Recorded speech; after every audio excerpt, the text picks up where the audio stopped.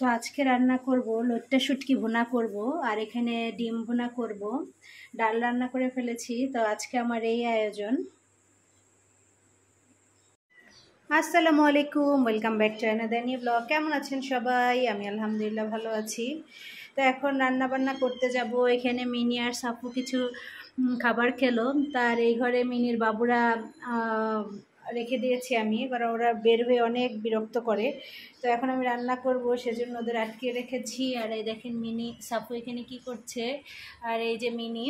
তো এখন রান্না করব। তো শুটকি রান্না করার জন্য আমি এখানে কড়াইতে তেল দিয়ে দিয়েছি। এখন পরিমাণ মতো পেঁয়াজটা দিয়ে দিব। তো পেঁয়াজটা একটু বেশি দিব।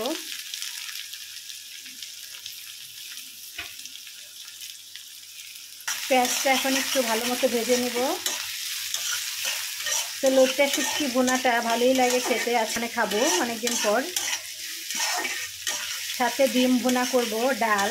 এই তো গরমের মধ্যে এত রান্না বান্না করতে ইচ্ছে করে না, যেহেতু প্রচুর গরম, রান্নাঘরে তো আসতে ইচ্ছা করে না। তো খেতে হবে, সেজন্য রান্না করা হচ্ছে। তো পেঁয়াজটা আর একটু ভাজা হবে। আর এখান দিয়ে চুলায় আমি ডিমটা ভেজে নিচ্ছি।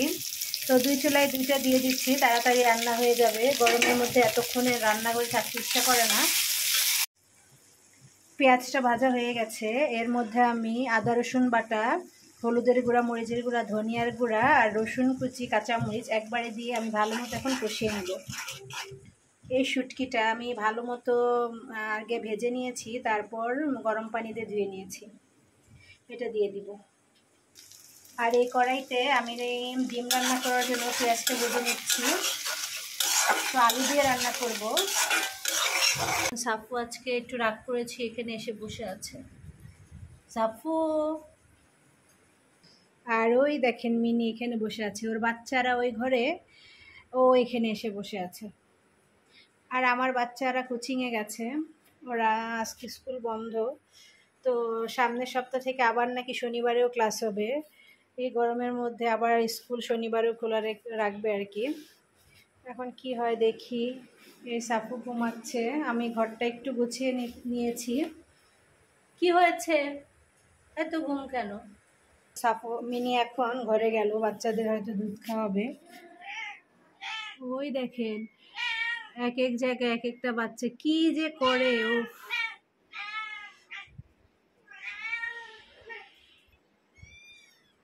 সাপু এখানে চলে আসলো, এই যে মিনি, এই যে বাচ্চারা, কি অবস্থা। ওরা এখন দুধ খাবে, এই জন্য মার কাছে চলে আসলো। ওই দেখেন আরো দুইটা। তো মিনির তো 5টা বাবু, এই দেখেন কি অবস্থা। বাচ্চাদের আদর করে দিচ্ছে এতক্ষণ পরে ঘরে ঢুকে। তো থাকো এখন রুমে।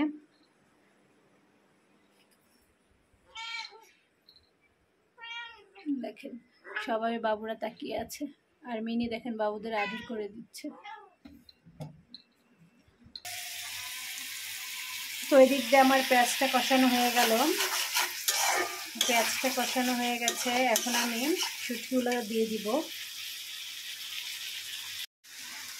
শুটকিগুলো এখন দিয়ে দিলাম, এখন ভালো মতো কষিয়ে নিব।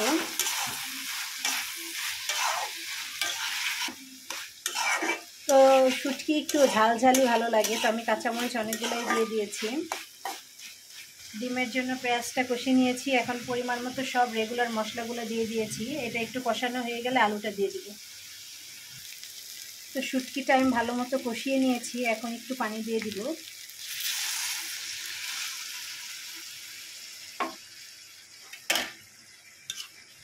এর মধ্যে লবণটা চেক করে নিয়েছি, তো লবণ ঠিক আছে।